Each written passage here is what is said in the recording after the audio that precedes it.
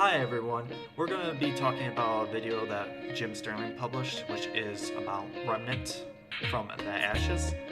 And I just played it single player. I've seen some video of people playing it co-op, and this is what my thoughts are on his piece. If you like what you see, leave a like down below or a comment. If you don't like it, leave a dislike or a comment. And if you want to see more, leave a subscribe. Everybody's thinking about me, but I feel alright. Everybody's out again, but I feel alright. I'll be honest, folks, I just don't see it. I don't see it. Oh great, here we go again. I picked this game up because it got rave reviews. I saw people buzzing about it on social media. I saw glowing critique of it, so I picked it up. I bought it quite excited. And I just don't see it. I do not see what everyone's praising about this. I do not see what everyone loves about this game. At its best, at its very best, Remnant from the Ashes is a mediocre third-person shooter. It's not even all right. It's just there. So we're not going to talk about how this is a $40 game. It's stodgy, it's clunky, visually it's incredibly unappealing. Just drab browns and greys with a little bit of a dull red in there.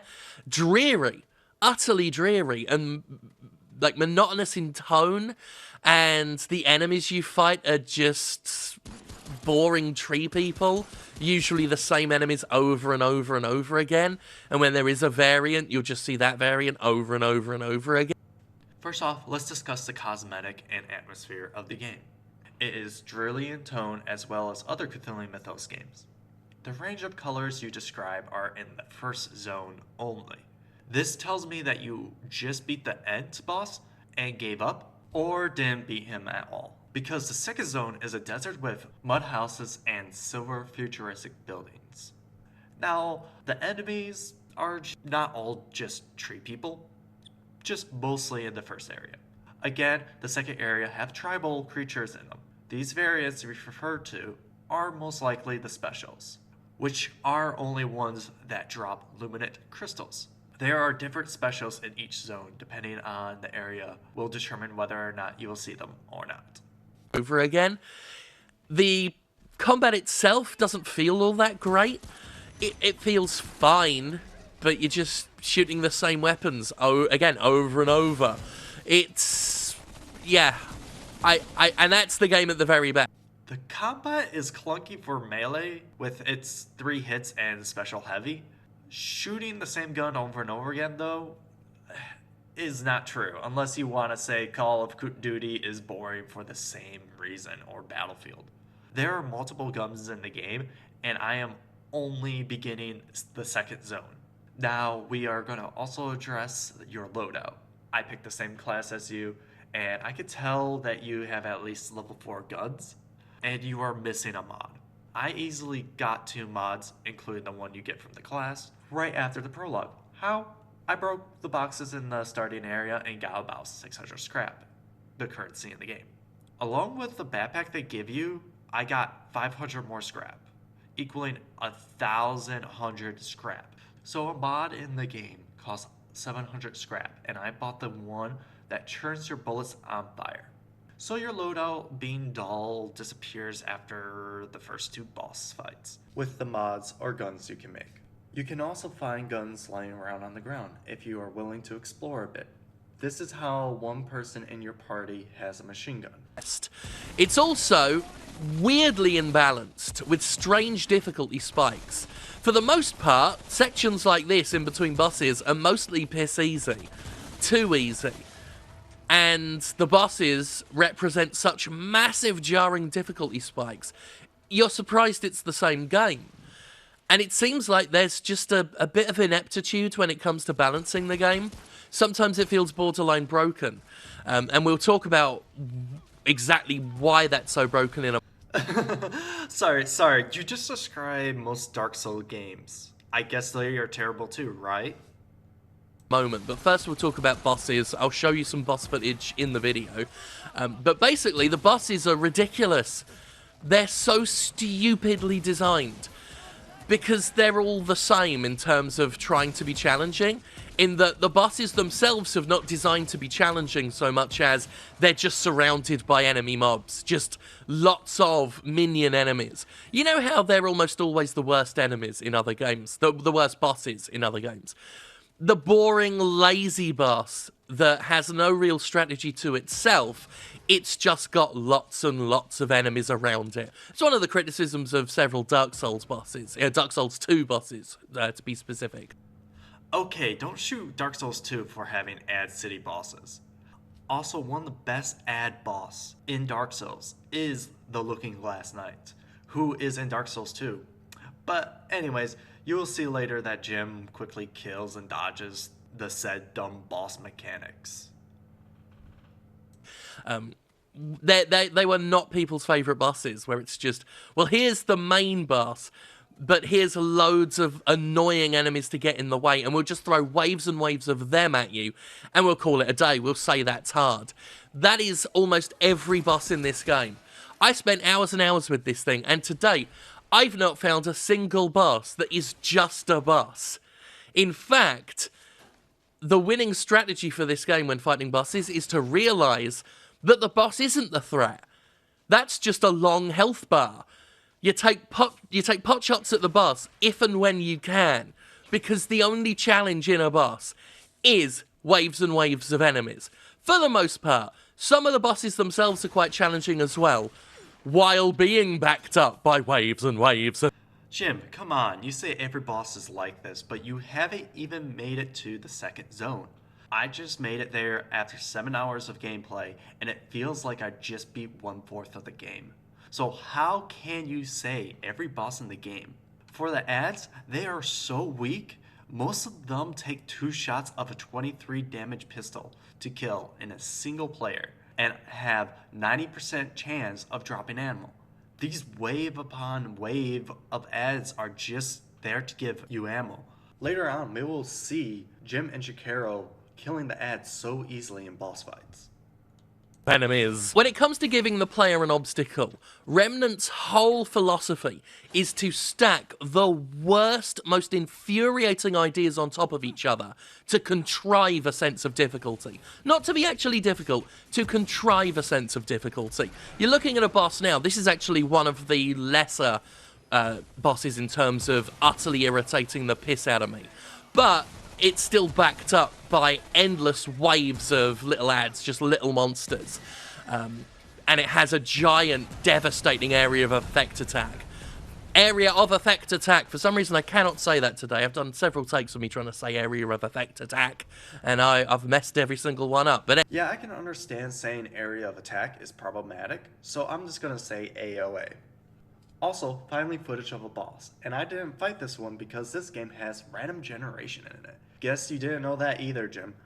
Anyways, Jim's gonna show us how easily these ads are to deal with, and that they are nothing more than a slight distraction. Also, he'll show us later on that the boss's AOAs are easily dodged by just moving. anyway, you can have a look at this boss. I'll describe another one to you, right? Wait, you're gonna talk about another boss? Well, at least he's gonna show us some footage, right? Hint, he will not while talking about it. This one took the cake, and it's not even the worst one on the menu, but this is the one that convinced me that I'm just not going to get on with this game ever. Basically, there's this boss, and I'll show footage of it. I've showed footage of it at the beginning of the video, but there's this boss that has area of effect attacks, devastating ones, right? Also, it can spawn poisonous explosive area of effect attacks. That's what it can do on its own. It then endlessly spawns minions that have their own poisonous area of effect attacks. And then, halfway through the boss fight, it decides to spawn a completely different type of minion that just does damage alongside the poisonous explosive minions that it is still spawning alongside its poisonous area of effect attacks and its regular area of effect attacks. And it just does them over and over again. You try reviving an allied player under that scenario. You can try. You might even do it if you're lucky enough. But between all the explosions and the poisons and the little enemies and the big attacks, it's you just want to grab the game and yell, "Pick one! Pick one!" Or two. Pick two of these ideas. They're all annoying. They're all the worst. They're all cheap, unimaginative ways to be difficult. But you don't need all of them at once. But that's the... Okay, I'll play some footage of the end boss fight Jim is describing while I talk about it. Thanks to Shakiro for the footage. The fight is really simple as the boss does two moves constantly. A stomp that does an increasing AoE around him that has a limit, and a slam that does a line wave out to the end of the arena. I'll tell you both of these can easily be dodged by rolling into them. For the ads that explode, they are easily dealt with as shown by Shakira, and the ads that just do damage are also just as easily dealt with, along with the boss being passive for a good 7-10 seconds when they are spawned. Enough time to clean them up, or the boss will clean them up for you with an AoE. The poison attack Jim mentions has the boss being stationary and is more of like a bleed effect where it does, once it gets to max, it will do massive damage to you. But the bombs are easily avoided by rolling or running.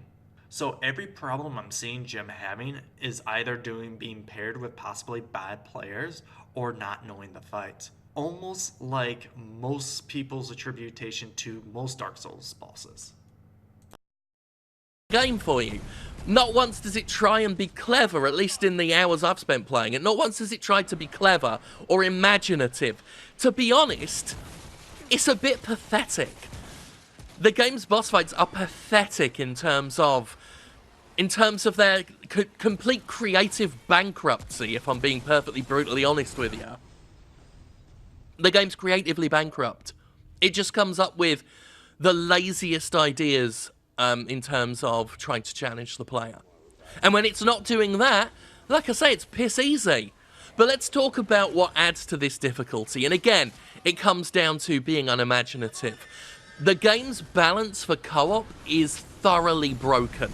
You see this boss I'm doing here? We're getting downed. There are lots of mobs, lots of little enemies, just like you'd see here, just getting in the fucking way. I went back and did this boss solo. I encountered it solo, did it again on my own. It went down like wet tissue paper. Piss easy, like I said. Thorough, like a cakewalk. But when you go on co-op, not only does it increase the enemy's health bars to extreme degrees, it also ups the amount of enemies that spawn alongside the boss. Again, to extreme degrees. I wonder if they tested the co-op of this co-op shooter. It's positioned to be a co-op shooter, but a lot of people I've spoke to who've played this have said the same thing I've said. It's recommended to play it solo if you want to actually get through it without shitting blood in frustration. Alrighty, well, Jim, I think you might have talked to very few people or just been echoing what you think. Because if this is true, Reddit's page for Remnant must be littered with hate for the co-op and how imbalanced it is. Actually, hint, is not. It is, however, filled with builds and how people are enjoying the game with friends. There are a few mentions how co-op is a little unfair, but no great game ever scales up the health of the enemies once you go from 1 player to 2 players or even 3. Oh wait, there is, you mentioned one of them, Dark Souls, and to name another popular one, Borderlands.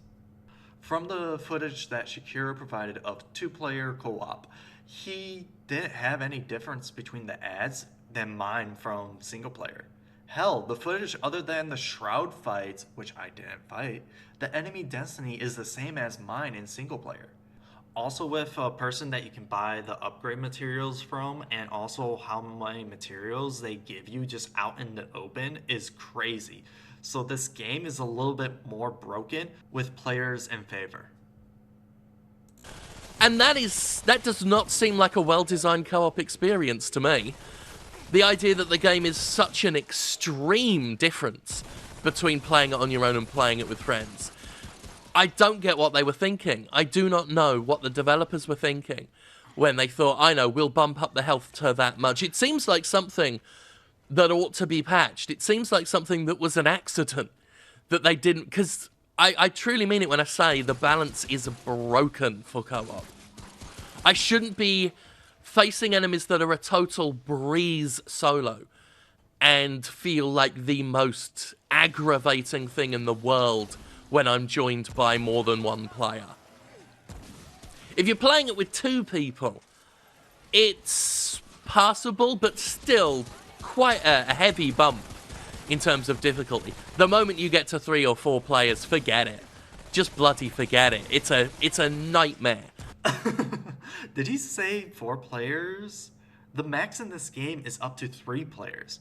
I'm sorry, but this shows how little Jim cared to do his job as a video game reporter, which he was before leaving The Escapist. It seems rather he do shoddy research and just do hit pieces. I can also describe playing Final Fantasy XIV or even Dark Souls, a great difference between playing solo and playing with others.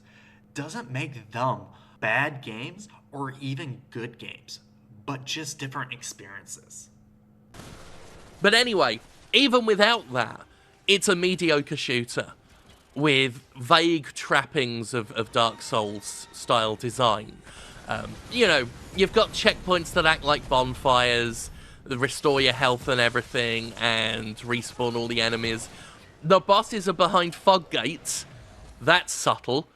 And there are some, like, at times I see what they're going for. Like, I quite like the idea of a third-person shooter action game with these Souls-like elements. I quite like the fact that it's got an upgrade system for your guns and for your armor. You can find, like, cool costumes out there. That's all fine, but it's all set in such an unimaginative, trite post-apocalyptic world with an awful color scheme and enemies that do not spark the imagination in Again, you're only in the first zone. any way. Remnant has the foundations of what could be a very interesting cooperative third-person shooter, but it's so lacking in creativity that it's just not there, and I just don't see it. Oh, and before people say get good, a waste of time, they're already saying it. Before people say that, I got through it. I got through the bosses that were pissing me off. Did you get through the bosses, really? Because after the end, the world changes and don't have to fight the same enemies. But I just don't want to play it anymore, so I've stopped. You know, when you beat a boss in Dark Souls, the feeling is elation. Or at least for me, I feel triumphant, I feel awesome, I'm like, that was a brilliant fight, and I feel good for getting through it. Every boss I've beaten in Remnant, I do not feel that. I just feel, oh, well, that sucked. That's my response. Always. Oh, well, that sucked. On to the next one, I suppose, until I just decided, no, not on to the next one. Because Dark Souls encourages me to keep playing it. It feels exhilarating to play it. This just feels like a slog. For many reasons, this game's a pedestrian chore to get through. If you're gonna pilfer from Dark Souls, if you're gonna pilfer from one of the best, understand what makes it one of the best, and have better ideas than lots and lots of enemies. That's what arcade games did to suck quarters out of people. It was already an old, tired, cynical idea in the 80s, mate. Anyway, that's Remnant. I do not get what people are so excited about with this one. This shit finna suck. Excellent ending, Jim, but shouldn't be surprised since you told us at the beginning and at the end that you were gonna be biased. No surprise that you hate this $40 game. Notice how he didn't mention that. He called this game arcadey because it just adds more enemies, which it doesn't. And so what if it does, and it's arcadey? A lot of people enjoy those type of games. This anger at this game and wanting to rain on everyone's parade could just be because the developers are Gunfire Games and apparently ruined a series that Jim loved, Darksiders, with Darksiders 3.